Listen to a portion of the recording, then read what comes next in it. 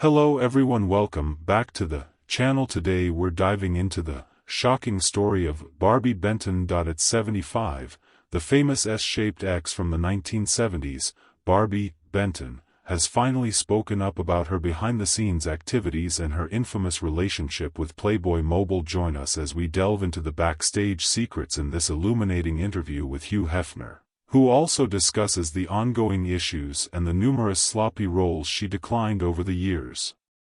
A man will do anything for a video. Early life. From Sacramento to the spotlight. Barbi Benton was born on January 28, 1950, in New York City into a traditional and intellectual Jewish family. Her mother, Helen Kleen, was a strict military doctor who always prioritized discipline, and her father, Dr. Victor Kleen, was an upright, meticulous accountant who always aimed for a stable life. Her parents always wanted their daughter to pursue a formal education and land a long-term stable job, but when she moved to Sacramento, California, she quickly demonstrated that she did not quite fit the safe path they had anticipated. From an early age, Barbi had a remarkable charm and a strong love of music through performances and art at school. At the age of 16, when many girls her age were still dreaming of their high school prom, Barbi decided to pursue modeling first as a way to supplement her income, but she soon gained recognition for her exceptional appearance, which combined traditional beauty with contemporary purity. At the age of 18, Barbi Benton, a young student and part-time model, landed a role as an extra on the popular TV show Playboy After Dark. This was a turning point in Benton's career because it was on this set that she met the man who had the biggest impact on her entire career. Barbi's beauty is regarded as an icon of the 1960s, a true American girl, charming without being overly sexy, innocent, but no less sharp. You were in weightlifting at the time to attend an aerobic exercise class. Despite the nearly 3-decade age difference between the two, Hugh Hefner, the influential mogul behind the Playboy regime, was immediately drawn to Benton's distinct beauty, a harmonious blend of innocence, intelligence, and charm. In addition to being emotionally attracted to Benton, Hefner soon recognized her potential to become a pop culture icon, and it was he who proposed that she change her name from Barbara Lynn Klein to Barbi Bennett in a brief, memorable, and audacious move. From the marketing moniker, Playboy After Dark, to versatile entertainer, which is evocative of the popular American doll image that American audiences and media occasionally admire, I will absolutely love it. With Hefner's full support, Mr. Work Scouts honor. Barbi Benton's career took off quickly. She was not only featured on Playboy's covers but also on television light shows with increasingly prominent games. Her role in the comedy and music series Hi Ha not only helped her showcase her beauty but also her amazing acting skills, humor, and singing energy in this program. Benton was no longer just a Playboy bunny.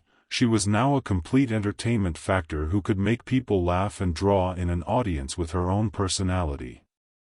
Barbi Benton kept increasing her visibility on American television, making largely cameo appearances in well-known shows like The Love Boat and Fantasy Island Chips.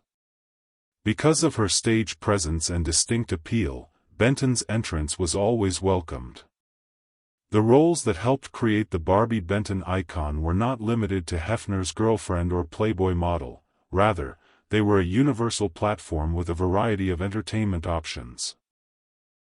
However, the most notable point of Benton's career was not entirely in the field of television but in the field of music. In a bold and admirable move, she decided to pursue country music, a genre that was not easy to conquer, especially for a beauty often associated with a sexy image. But once again, Benton surprised everyone. Throughout the 1970s, she released 4 country albums, no easy feat in a fiercely competitive music industry. By the end of 1975, the song Brass Buckles had reached the top 5 position on the Billboard country chart, a clear testament to her talent and tireless efforts. In particular, 1976 marked the peak of Benton's music career with the hit Ain't That Just the Way. The song was not only a hit in the US but also became a phenomenon in the European market, especially Sweden, where it dominated the charts for many weeks. This is no longer the success of a model who has crossed over into singing, but the real victory of an artist who has overcome all prejudices to assert his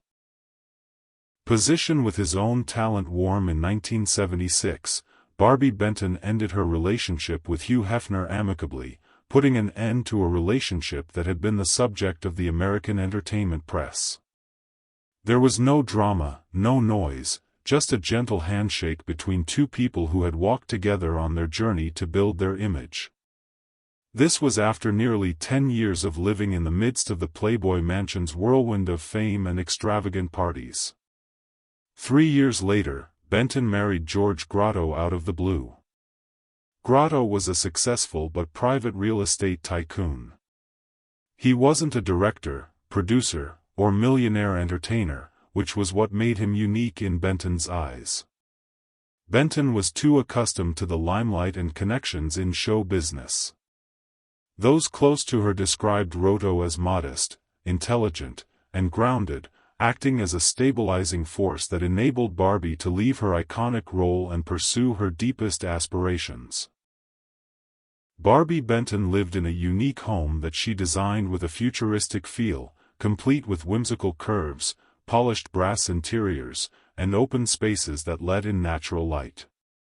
They moved to Aspen, Colorado, where the mountains, snow, and clean air erased any traces of her stage career.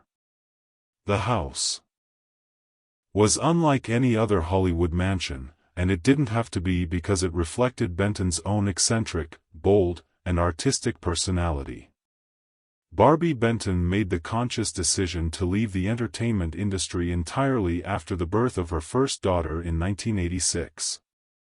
This was not a disappearance as the media frequently reported, but rather a refusal to continue the glitzy competition to determine what was more prominent in American entertainment journalism: Hugh Hefner's relationships and breakups.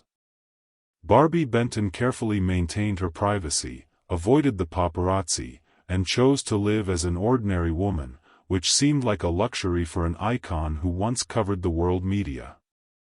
For many, that withdrawal was a loss, but for Barbie, it was the greatest accomplishment to be in control of her own life. Importantly, she was a mother, a wife, and a creator in her own way. The biggest stage for her right now was the family kitchen, the interior design drawing board, the moment of teaching children or strolling in the pine forest with her husband.